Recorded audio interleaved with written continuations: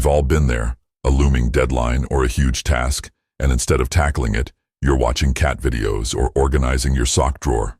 Why do we do this to ourselves? In fact, research shows that about 20% of adults are chronic procrastinators, and up to 50% of college students regularly procrastinate on assignments. So if you've ever put something off until tomorrow, which somehow never seems to arrive, you're definitely not alone. Procrastination is defined as delaying or postponing tasks that need to be done, often for no good reason. You know you should be studying, writing that report, or cleaning the garage, but somehow you end up binge-watching a show or scrolling through social media. It's a frustrating cycle of, "I'll do it later," followed by a last-minute scramble. But why do we procrastinate when it usually makes life harder in the end? Science has some answers. It turns out procrastination isn't just a character flaw or simple laziness. It's deeply connected to how our brain works.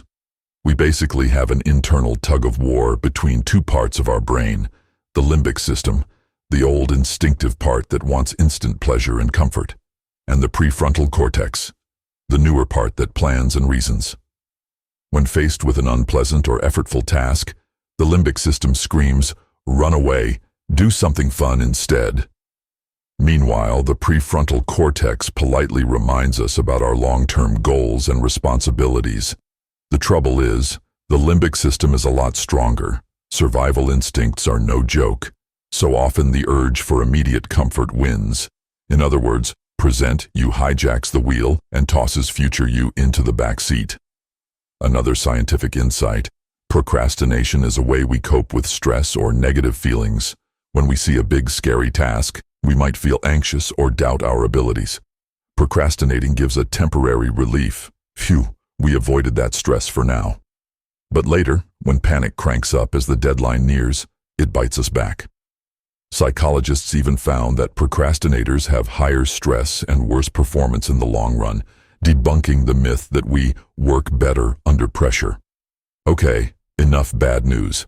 The good news is that procrastination can be cured or at least managed. It's not an incurable disease. It's a habit, and habits can be changed. In this script, we'll walk through a 7-step cure for procrastination. These steps are practical, science-backed strategies you can start using today.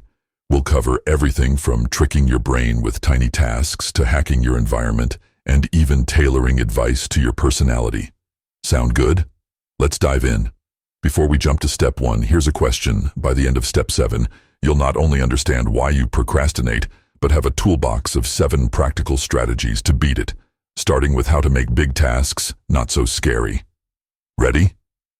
Let's go. Step 1. Break it down. The elephant slice strategy. Why do large tasks feel so overwhelming? Imagine being faced with a massive triple-decker burger. How on earth do you eat it? The answer: one bite at a time. The same goes for tasks. We often procrastinate because the project looms so large in our mind that we don't know where to start. Psychologists call this task aversion. When something feels too big, we instinctively avoid it, kind of like a cat avoiding a bathtub. Breaking a task into smaller, manageable chunks is like slicing that intimidating burger into bite-sized pieces. Our brains love bite-sized pieces. When you see a small, clear action you can take, it's way less scary to start. This is partly because of something called the Zeigarnik effect, which suggests that our minds nag us about unfinished tasks. Starting a small part of a task creates a mental, open loop that actually makes us want to complete it. In plain terms, once you start, it's easier to keep going. Think about a time you had a big school assignment or work project. If you wrote, "Write 20-page report" on your to-do list, chances are you felt a wave of dread every time you looked at it. It's so overwhelming that suddenly cleaning your room or sharpening pencils felt urgently necessary. But what if you broke that down into mini tasks like 1. Draft outline, 2. Write intro paragraph, 3. Find 3 references for section A. Suddenly, each item is doable in a short time. You might even check one off and feel a tiny victory jolt. Science backs this up. By making tasks smaller, we reduce the psychological barrier to start. It's like tricking your brain. This isn't a big scary project. It's just a tiny little thing. Each small step you finish gives you a hit of accomplishment, releasing a bit of dopamine, the feel-good neurotransmitter in your brain, which motivates you to tackle the next small step. Small wins lead to big wins over time. I had a friend in college who had to write a thesis. For weeks, write thesis sat on his planner untouched, causing him daily guilt. Then he tried a different approach. He broke the thesis into tiny tasks. Write 100 words about the introduction, find one article for chapter 2, make a chart for data set A. None of those felt terrifying, so he started doing them. Some days he'd only do one tiny task. Other days he'd get on a roll and do 5. Within a month, the thesis was done.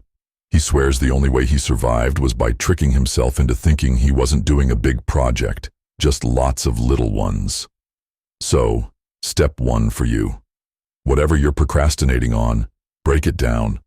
Grab a piece of paper or open a notes app and list the smallest chunks you can.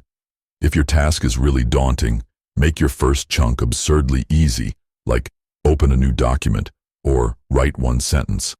You might chuckle at yourself, but hey, if it gets you moving, it's worth it.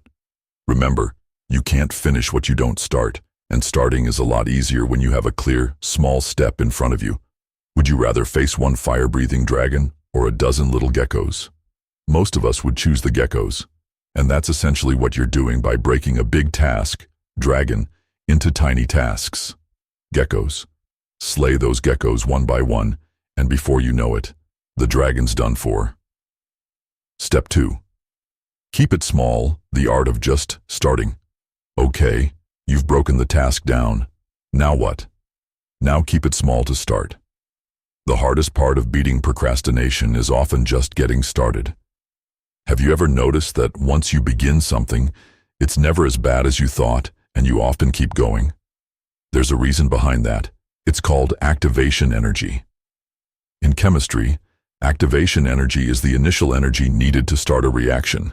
In life, it's the energy and willpower needed to get off the couch and into motion. We want to lower that barrier as much as humanly possible. Enter the 2-minute rule. The idea popularized by productivity experts is to scale down whatever you're avoiding into a 2-minute version. Hate writing reports? Commit to writing for just 2 minutes. Need to clean your room? Tell yourself you'll pick up clothes off the floor for 2 minutes. Anyone can survive 2 minutes of a boring task, right? Exactly. Often you'll find that once you've done 2 minutes, you've tricked yourself into continuing. It's like telling your brain, we're not really working, this will be over in a flash. And before it realizes the ruse, you're halfway done with the closet organizing. Another popular technique is the Pomodoro technique. Not a fancy Italian sauce, but a time management method. You set a timer, traditionally 25 minutes, and work on the task until the timer rings, then you take a 5-minute break. Each 25-minute work block is one Pomodoro. Knowing you only have to focus for a limited time can make it easier to start. It's a sprint, not a marathon. And those short breaks give your brain a chance to relax briefly, grab a coffee, stretch, do a quick victory dance. Why do these small-time tricks work? Partly because of momentum. You might have heard of Newton's first law: an object at rest stays at rest, and an object in motion stays in motion, unless acted on by an external force. Procrastination is like mental inertia. When you're in the habit of not doing the thing, you tend to keep not doing the thing. But if you can get yourself to do just a tiny bit, you create momentum. That's why starting is often the whole battle. Once you start, continuing is easier. There's also a brain angle. When you complete even a very small task, your brain gets a dopamine hit. That little pat on the back that says, "Nice job, you did something." Dopamine is tied to motivation, so even finishing a 2-minute task can make you feel good and motivate you to do more. It's like giving a treat to a pet for doing a trick. You're training your brain to enjoy productivity. Small wins build confidence and motivation, creating a positive feedback loop. Ever had to write a paper and you just couldn't begin, so you told yourself, "I'll just write one sentence." You write that sentence, then maybe another, and then you realize, maybe I can write a whole paragraph. Before you know it, you're in the flow. The paper basically writes itself. Okay, slight exaggeration, but you get the point. Key takeaway for step 2. Always shrink the task to a size that feels doable. Feeling resistance? Make it even smaller. If 10 minutes of work feels like too much, do 5. If 5 is too much, do 1. If 1 minute feels like too much, well, try 30 seconds. The secret trick is usually once you begin, you'll go longer than you planned. But give yourself permission to stop after that tiny commitment. Even if you truly stop after 2 minutes, that's a win because you beat the urge to procrastinate in that moment. And you can build on that tomorrow. Next time you're procrastinating, ask yourself, do I have the courage to face this task for just 2 minutes? It sounds almost silly. Of course you do. So start that timer and dive in for those 120 seconds. You might just find that a 2-minute start leads to a 20-minute work session. And if not, no worries. You still made progress. Step 3. Set the bar low.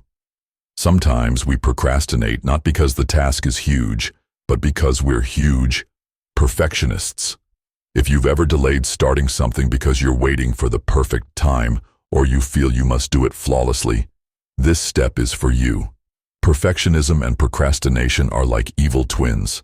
They often go hand in hand. We set unrealistically high standards, then avoid the task because we subconsciously know we can't meet those standards, and not meeting them hurts our ego, so we'd rather not try at all. Here's a freeing thought. Give yourself permission to do a mediocre job at first. Seriously, set the bar low. It's better to produce something imperfect than to produce nothing at all. You can always improve or edit later, but you can't edit a blank page. As the saying goes, done is better than perfect. When you set a small, attainable goal, I'll write just one rough paragraph and it can be absolute garbage. You remove a lot of the pressure that causes procrastination in the first place. Let's get scientific for a second. Perfectionism is often driven by fear of failure, fear of judgment. When you even think about doing the task, those fears can trigger anxiety or stress. And what do we tend to do when we feel anxious? Yep, we avoid. It's a coping mechanism. By lowering your expectations, you trick your brain into relaxing. No biggie, I'm just going to try this out, not aiming for a Nobel Prize here. Suddenly, the task feels lighter and less threatening. I knew an artist who couldn't start painting because she was hung up on making the first stroke perfect. Her canvas stayed blank for days. Then a mentor told her to mess up the canvas on purpose. She splattered a bit of paint on it randomly. It was now imperfect, ruined in her mind, which oddly freed her to start painting because the worst imperfection had already happened. Ironically, that painting turned out to be one of her favorites. Sometimes you just have to start in an imperfect way to get the ball rolling. This also ties into something called growth mindset. If you see your first attempt as a draft or a learning experience, you're more okay with it not being perfect. You know you can improve it. But if you think you must nail it on the first try, you'll never feel ready, and thus you procrastinate. So swap that mindset. Think of everything as experiments or first drafts, not final performances. Set ridiculously easy goals for yourself at first. If you need to exercise, make your goal to jog for just 5 minutes, very slowly. If you want to start reading more, tell yourself to read 2 pages tonight. If you need to clean the house, commit to just tidying up one shelf. By setting the bar low, you ensure you can clear it, which feels good, and then you often do more than you planned because the pressure is off. Also, watch out for the all-or-nothing trap. This is when we think, I don't have a full hour to work, so I might as well not do it at all. Or, if I can't do a thorough job cleaning the kitchen, I won't bother starting. This thinking is a one-way ticket to procrastination city. Remember that something is better than nothing. Washing one dish is better than leaving the sink full. Writing one sentence is better than 0. So allow partial progress. In short, make your motto. Make it suck, then make it better. Write the ugly draft, do the clumsy workout, take the beginner-level stab at the project. You can refine later. Right now, Your job is just to begin and be okay with less than perfect results. Ironically, once you start, you might do a much better job than you expected, because the act of doing engages your skills and creativity far more than the act of worrying. Step 4. Hack pleasure from the process. Make it fun.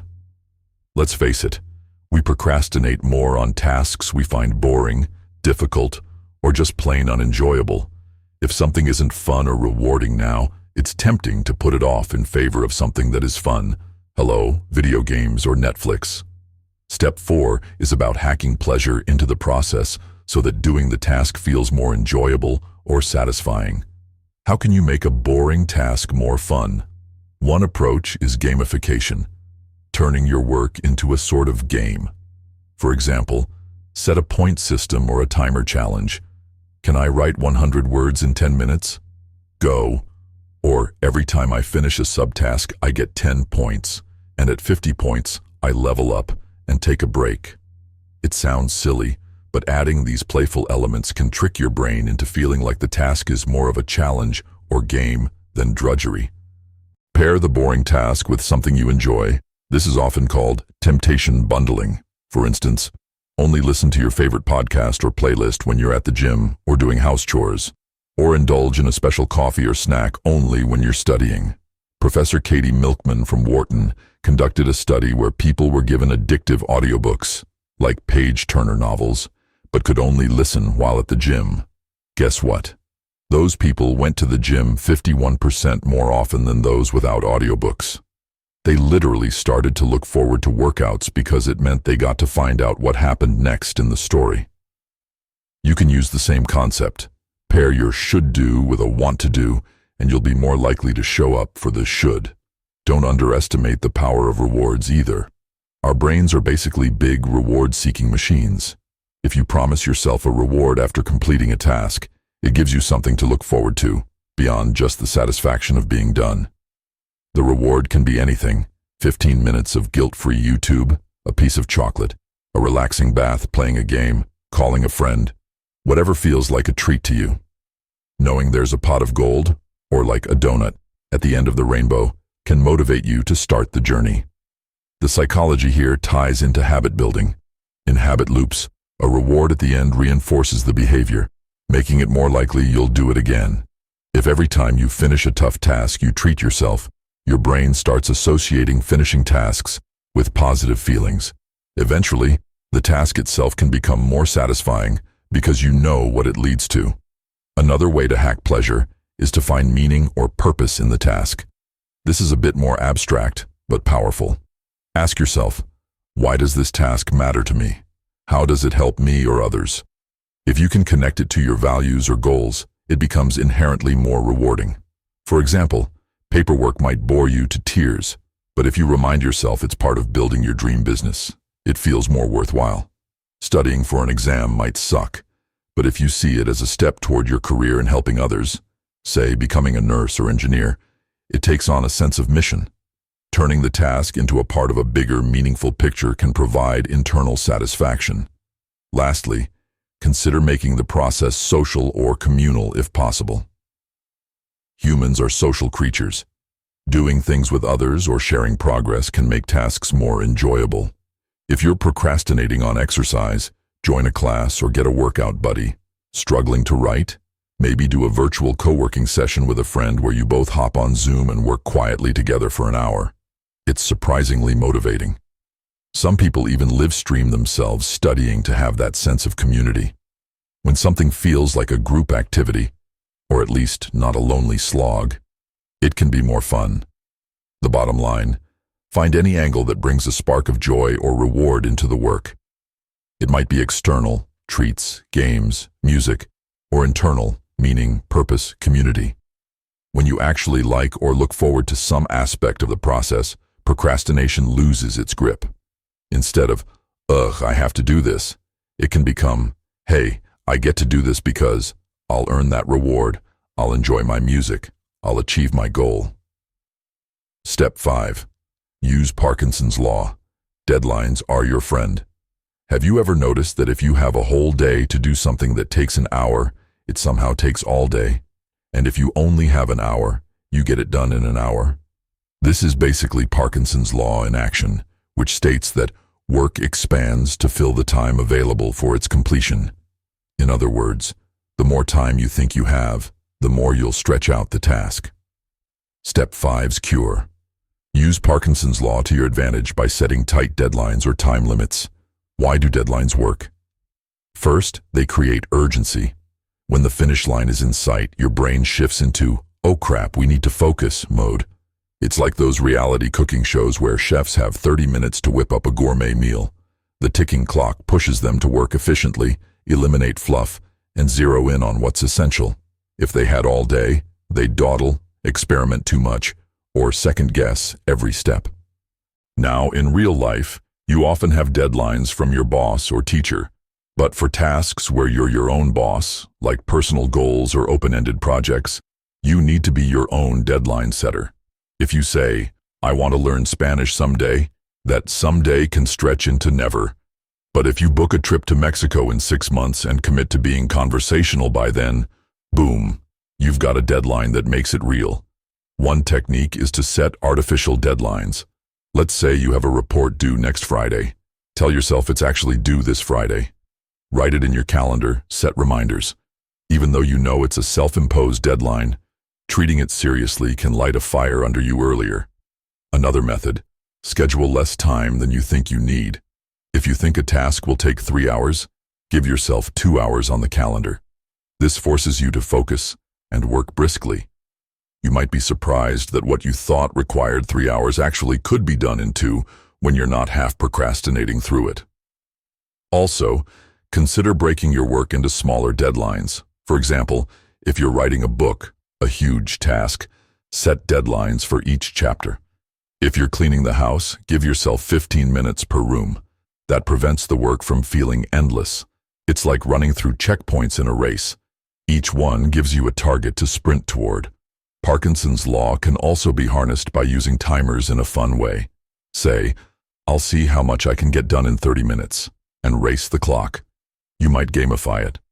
Can I beat my previous record of drafting an email in 10 minutes? These micro deadlines keep you on track.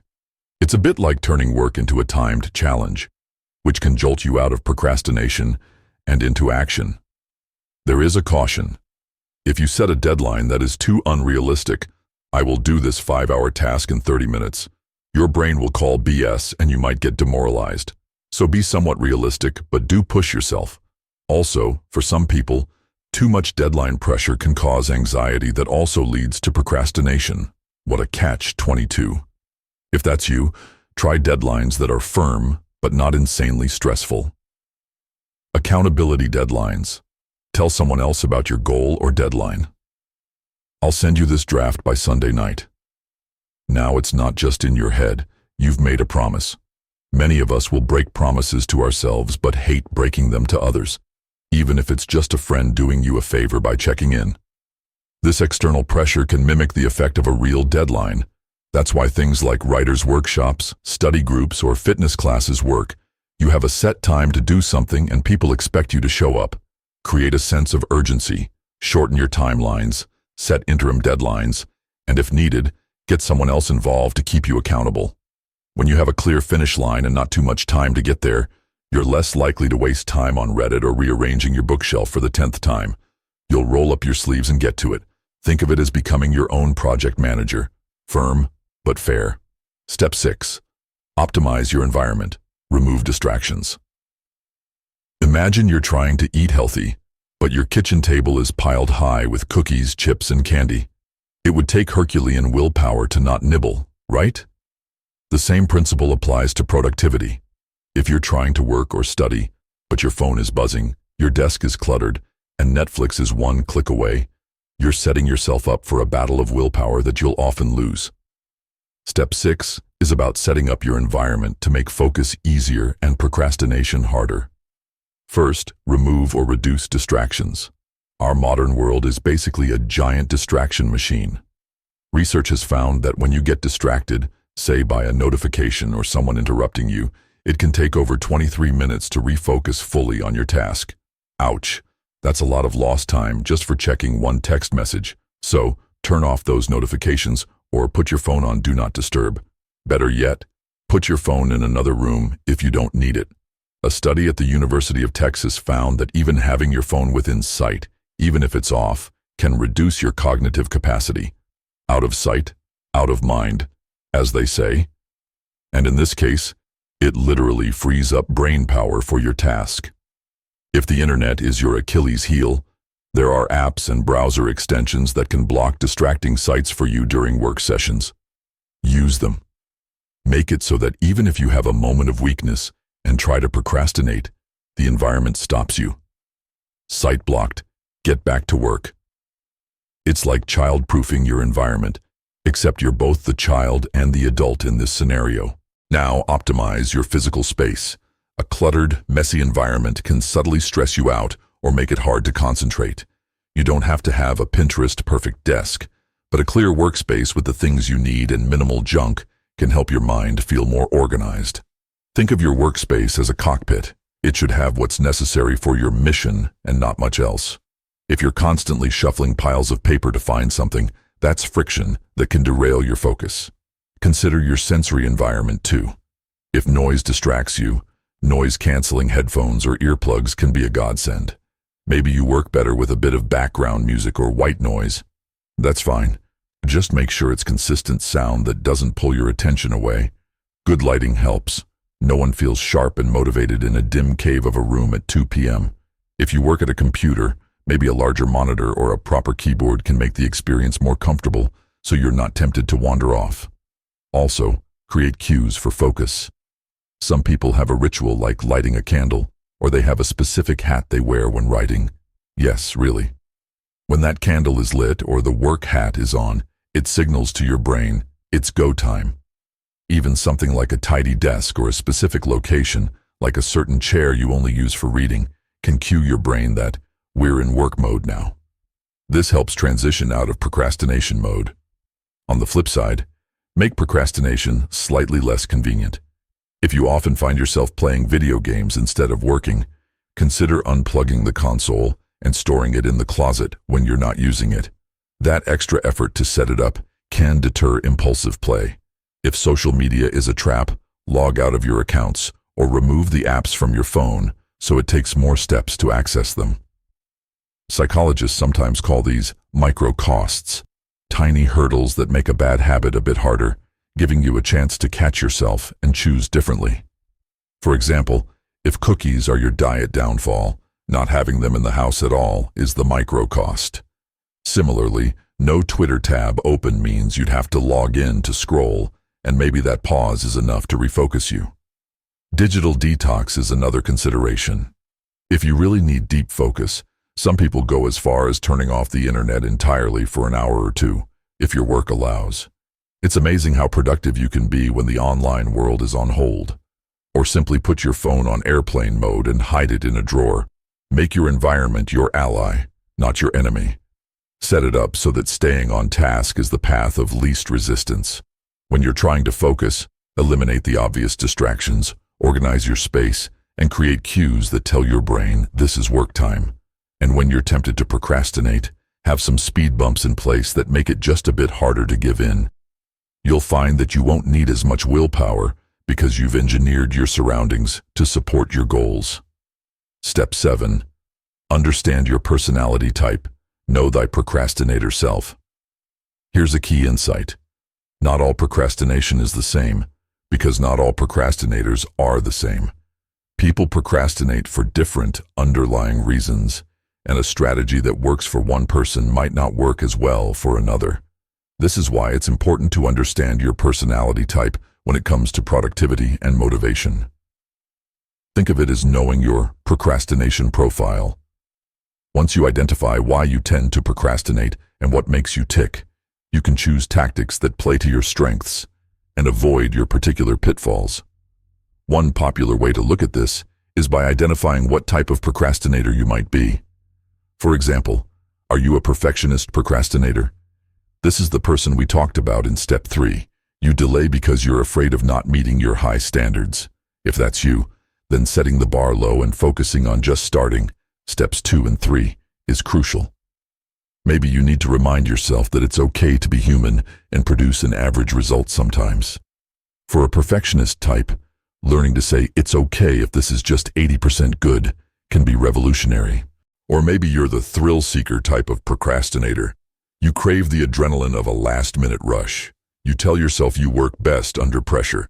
What's happening here is you actually intentionally delay to make the task more exciting, or to force yourself to actually do it because panic is a strong motivator. If this is you, step 5, using Parkinson's law, is right up your alley. Try creating artificial urgency earlier, so you don't say, start your tax return at 11 p.m. on April 14th. Give yourself shorter deadlines or find ways to make the project feel urgent before it truly is. Sometimes thrill seekers also benefit from working in fast-paced environments or with partners who keep them on their toes. Perhaps you resonate with the avoider type. Avoiders procrastinate because of fear. Maybe fear of failure, or fear of judgment, or even fear of success. Yes, that's a thing. It's safer not to do the thing because then you can't screw it up, right? If this is you, compassion is key. A lot of the earlier steps can help. You might also benefit from reframing how you think about the task, like viewing it as a low-stakes experiment, to take the fear pressure off. Avoiders sometimes need to work on the emotional side, maybe journaling or talking out loud about their worries to see they're often bigger in imagination than in reality. Then there's the rebel-type procrastinator. This is the person who doesn't like being told what to do, even if they're the ones telling themselves. It's like an internal rebellion. I don't want to, and you can't make me. If you have a streak of defiance, you might procrastinate just because a task feels like an obligation and you're instinctively resisting it. What works for rebels? Autonomy and choice. Try reframing the task as your choice. I'm choosing to do this because I want X outcome, not because I have to. Also, inject some of your own way of doing it. If a conventional method irks you, find a more creative or personal approach. Giving yourself freedom in how and when you do something, to a degree, can satisfy your inner rebel so they don't derail the whole project. Another angle to understanding yourself is knowing whether you respond better to external accountability or internal motivation. Some folks, as productivity expert Gretchen Rubin puts it, are obligers. They'll do something if someone else is counting on them, but struggle to do it just for themselves. If that's you, build external accountability. Join a class, get a coach or study buddy, tell your manager or friend your goals. Others are upholders or questioners or rebels in her framework. Each has different drives. The key is, know what motivates you. Do you need someone to check on you? Do you need to understand deeply why you're doing something before you commit? Do you need to feel like it's your own idea? Tailor your anti-procrastination strategies accordingly. The point of understanding your personality type is not to put yourself in a rigid box, but to find tailored strategies that resonate with you. What causes one person to procrastinate might not be the issue for another. By reflecting on your habits, your feelings toward tasks, and your motivators, you can mix and match the 7 steps we've discussed to fit your style. In practice, you might combine steps in a way that suits your style. A perfectionist introvert might need to set low bars, step 3, and focus on internal rewards. Step 4's meaning finding. A thrill-seeker extrovert might need tight deadlines, step 5, and a social environment, step 4's communal idea, and step 6's accountability. Use what you know about yourself to customize your approach. This way, you're not fighting against your grain. You're working with it. Think of the last thing you procrastinated on. Why did you really procrastinate? Was it fear, boredom, resentment of the task, feeling overwhelmed, or not caring enough about the outcome? That insight will guide you on which of these steps to lean into the most. Now, all the tips in the world won't help if you don't take action. Knowledge is nice, and hey, procrastinating by watching a video about procrastination is an ironic classic, but the real magic is in implementation. So here's a little motivational push. Pick one of these steps and try it out today. Not tomorrow, we know how that goes, but today. Even if you're watching this late at night, you can plan something for the next morning. What's one task you've been putting off, and which step are you going to use to tackle it? Think of your answer, or better yet, write it down. Remember, overcoming procrastination is like building a muscle. You might not transform from a chronic procrastinator to a productivity machine overnight. But each time you use one of these strategies to beat the procrastination urge, you're strengthening your action-taking muscle. Over time, it does get easier. You start trusting yourself more, and you fear big tasks less. Also, be kind to yourself in this journey. Everyone slips up. You might have days when you procrastinate for hours. It's okay. It took years to groove in your current habits, so give yourself time to groove in new ones. The fact that you're here, learning and trying, already says you're on the right track. If you found these tips helpful, do me a favor. Commit to one in the comments. If this is a video, drop a comment with your chosen strategy and task. There's something about writing it out that makes it more real. Plus, you might inspire someone else with your plan. And hey, if you enjoyed this script and want more content on beating bad habits and building a better you, consider subscribing for a video or staying tuned for future posts. We're all in this self-improvement journey together. The best time to start was yesterday. The second best time is now. Procrastination is sneaky, but now you're armed with the knowledge to sneak up right back on it and get things done. You've got this, one small step, one tiny chunk, one clever trick at a time. Now stop procrastinating on fixing procrastination and go crush that next task on your list.